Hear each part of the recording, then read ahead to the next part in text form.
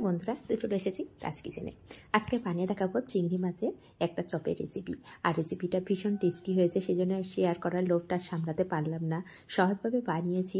আর চিংড়ি মাছের চপ মানে এক এক সময় এক এক রকমভাবে বানানো যায়।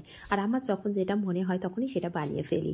তো আজকে এটা বানানোর পরে ভীষণ টেস্টি হয়েছে, সেই জন্য শেয়ার করতেই চলে আসলাম। তাহলে স্কিপ না করে সম্পূর্ণটা দেখার অনুরোধ রইল। তো প্রথমে এখানে একটা ছোটো কড়া নিয়ে নিয়েছি। আর এখানে 300 থেকে 350 গ্রাম চিংড়ি মাছ এনেছিল, সেটাকে ভালো করে বাচ্চা কাটা করে এখন অল্প পরিমাণে হয়ে গেছে, সেটা দেখতেই পাচ্ছেন। সেটাকে ভালো করে ধুয়ে কড়ার মধ্যে নিয়ে নিয়েছি। এখন দিয়ে দিলাম স্বাদ অনুযায়ী লবণ, আর দিয়ে দিয়েছি সামান্য একটু সর্ষের তেল, একটা কাঁচা লঙ্কা, সামান্য একটু জল, আর সামান্য পরিমাণে একটু হলুদ। এই সমস্ত উপকরণগুলো একটু ভালো করে মিশিয়ে নিচ্ছি। আর এখানে দিয়ে দিলাম একটা তেজপাতার হাফ, সম্পূর্ণ একটা তেজপাতা দিইনি, তার থেকে হাফ কেটে নিয়ে দিয়েছি। দিয়ে ভালো করে মিশানো হয়ে গেছে। এখন এটাকে আমি গ্যাসের উপরে দিয়ে দেব। তো গ্যাসের ফ্লেমটা অন করে গ্যাসের উপরে কড়াটা বসিয়ে দিলাম। দিয়ে ভালো করে একটু ফুটিয়ে নেব।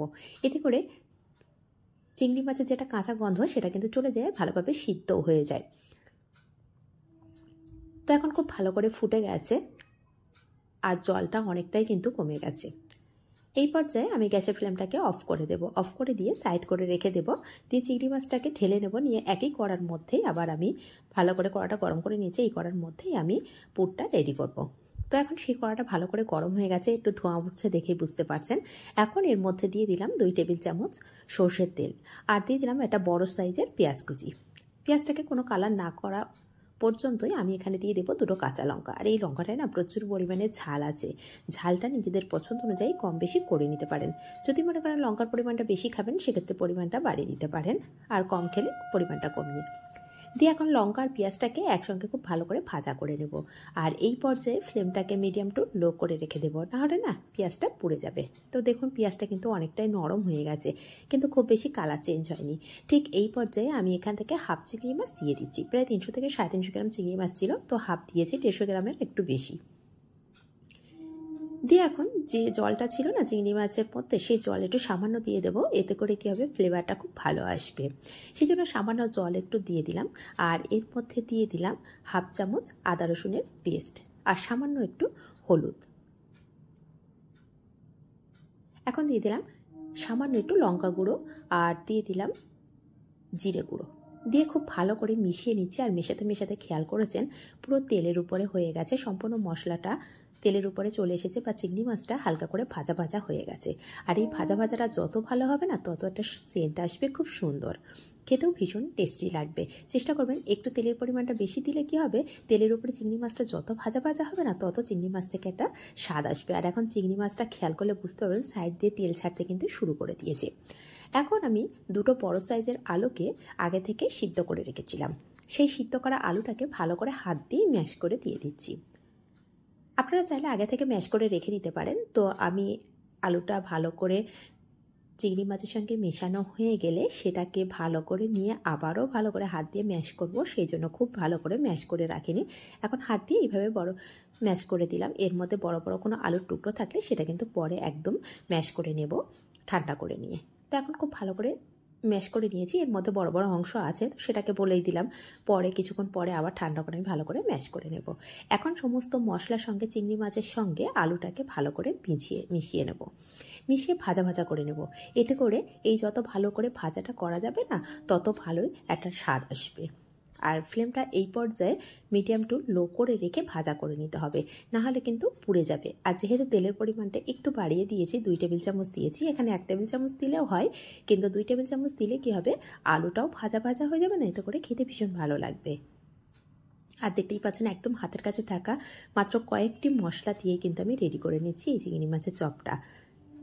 তো রেসিপিগুলো কেমন লাগছে অবশ্যই কমেন্ট করতে ভুলবেন না।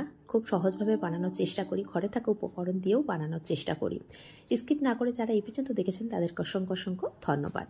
তো এদিকে ভালো করে পুরটা কিন্তু আমার রেডি করা হয়ে গেছে। এখন এর মধ্যে দিয়ে দেবো একটু পরিমাণ, 1 মুঠোরও বেশি, একটু পরিমাণ মতো বেশি নিয়েছি, নিয়ে ধনেপাতা দিচ্ছি।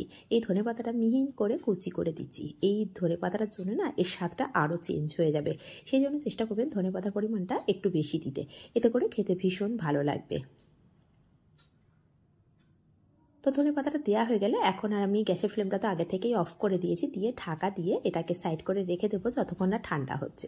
ঠান্ডা হয়ে গেলে এটাকে হাত দিয়ে ভালো করে ম্যাশ করে নেব। যেহেতু যখন আমি আলুটা হাত দিয়ে ম্যাশ করে দিয়েছিলাম বলেছিলাম যে এর মধ্যে বড় বড় টুকরো থাকতে পারে, তখন ঢাকা দিয়ে রেখে দিয়েছি 10 মিনিটের জন্য। 10 মিনিট পরে এটা অনেকটাই ঠান্ডা হয়ে গেছে, সেই জন্য এখন হাত দিয়ে ভালো করে ম্যাশ করে নিচ্ছি যাতে করে এর মধ্যে কোনো আলুর বড় টুকরো না থাকে। আর চিংড়ি মাছের কথাটা বলে দিই, চিংড়ি মাছটা এখানে সম্পূর্ণটা আস্ত রেখেছি। যদি কেউ চান এখানে হাত দিয়ে যেভাবে আমি একটা দুটো টুকরো করে দিচ্ছি না, এইভাবে টুকরো করে দিতে পারেন। এতে করে মুখের মধ্যে যখন পড়বে চিংড়ি মাছের টুকরোগুলো খেতেও ভীষণ ভালো লাগবে। তো নিজেদের ইচ্ছা অনুযায়ী চিংড়ি মাছগুলো আস্তেও রাখতে পারেন, আবার টুকরো করেও দিতে পারেন, সেটা নিজেদের ইচ্ছা মতো। কিন্তু পুরটা যদি টেস্ট হয় না, এই চিংড়ি মাছের চপটাও কিন্তু ভীষণ টেস্টি লাগবে। একবার হলেও বাড়িতে এইভাবে বানিয়ে দেখতে পারেন। আর আমি যেভাবে বানিয়েছি সেইভাবে একবার হলেও বাড়িতে বানিয়ে দেখতে পারেন।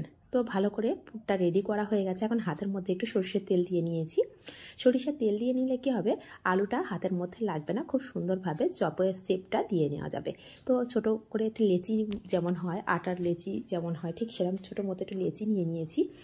নেওয়ার পরে এখানে একটা হাতে তালুতে রেখে দিচ্ছি, দিয়ে আরেকটা হাত দিয়ে একটু প্রেস করছি। দেখেই বুঝতে পারছেন ছোটো ছোটো বল করে নিচ্ছি, একদম লেবুর সাইজে যেটা হয় ঠিক সেই সাইজে নিয়ে।